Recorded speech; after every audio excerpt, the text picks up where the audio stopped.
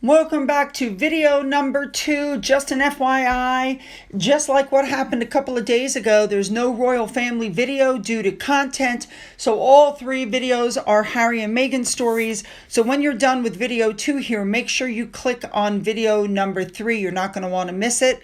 All right, let's jump in and get there. Let's go.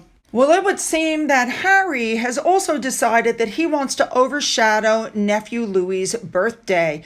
Invictus Games put out a notice that the city of Birmingham in the UK is going to host the 2027 Invictus Games. Yeah, like he had nothing to do as their patron with that coming out. Now, this will be the first time in 10 years that the Invictus Games will be back in England. The Paralympic style sports tournament, which we know is for veterans and wounded, injured and sick armed forces personnel, is going to Birmingham, England, and that was selected over Washington, D.C. That's very interesting. And of course, the announcement came July 23rd by a team led by Dominic Reed, who we know that, just announced that he's stepping down in 2025.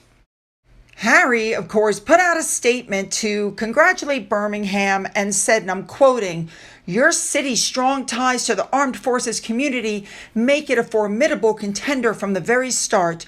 Over the years, we've seen each city bring a unique spirit and vision to life for competitors, their families, and spectators, and we have no doubt the people of Birmingham will join in celebrating the unwavering respect and admiration we have for our veterans and service community." Blah, blah, blah. Okay, so there's a few problems. First of all, okay, let me back up. So on Tuesday, July 23rd, the British Minister for Veterans and People is going to do a flag-raising ceremony at the city's National Exhibition Center to announce the venue. Okay, so that's what's happening on Wednesday. Here's where the problem runs in. First of all, this is going to be really awkward for Meghan.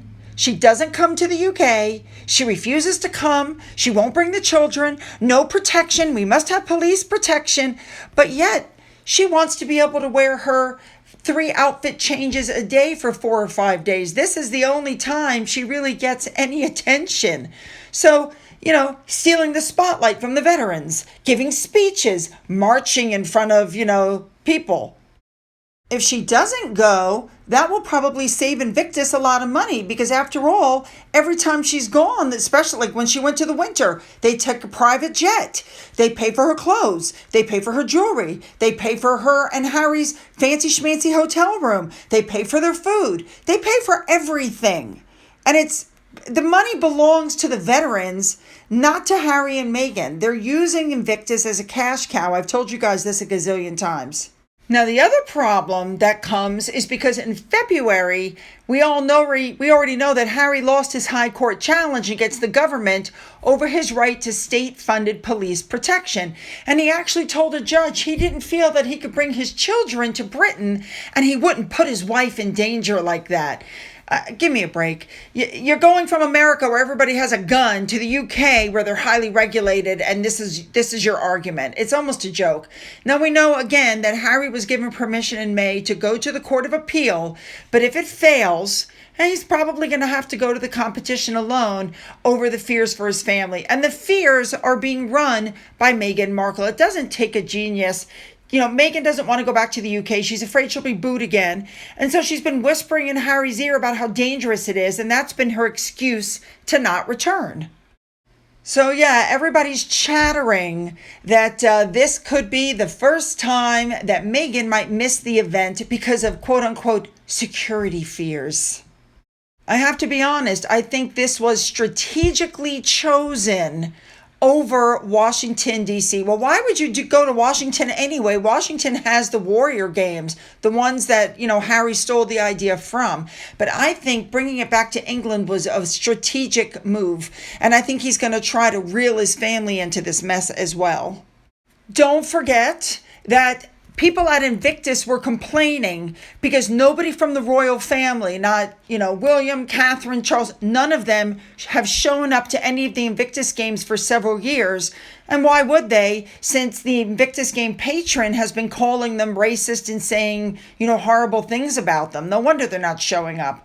So I don't know what's going to happen with that, but yeah, I feel like this was a strategic move that has something to do with Harry's family and with the row that he's going on with security. That's my personal opinion.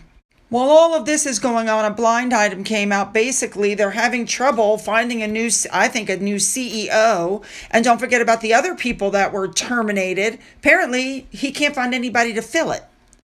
Now, the next problem they're going to have is with Birmingham. Now, for those who don't know, this is the second largest city in the United Kingdom. They have heavy debt. Childhood poverty is near 50%. The city is having to turn out street lights at night, and they only collect garbage. They don't collect it like they used to because they're trying to save money. So they're bankrupt, absolutely bankrupt. And yet somehow they're supposed to come up with money to host the Invictus games. That's a little shocker. Now they're saying that because of the rampant poverty there, the cuts will have 25 of the city's libraries are going to close. Money for children's services have been slashed, and 100% funding was cut to the arts and culture sector by 2026. So it was just this past September, where they declared they were bankrupt. So where are they coming up with this money for the Invictus games? You guys should know that there were, in June, protests against the cuts that were put into place by Birmingham City Council. I don't know what's going to happen here, but you guys, how are they going to come up with the money? Millions upon millions upon millions of dollars to do this with Invictus. And they can't do it without the UK's help, without the government's help. So I'm going to be really interested to see where the money comes from to fund this.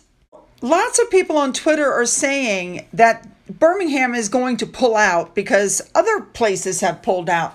And the question is, if they pull out, what happens next? Where do they go? Where will the Invictus games go? Well, I'm going to keep an eye on this story also, you guys, so don't worry. Now, don't forget to go down into the description box where you'll find the link to video number 3. Remember, there's no royal family video today, so click on it. Let's jump in. Let's cover it. Let's go.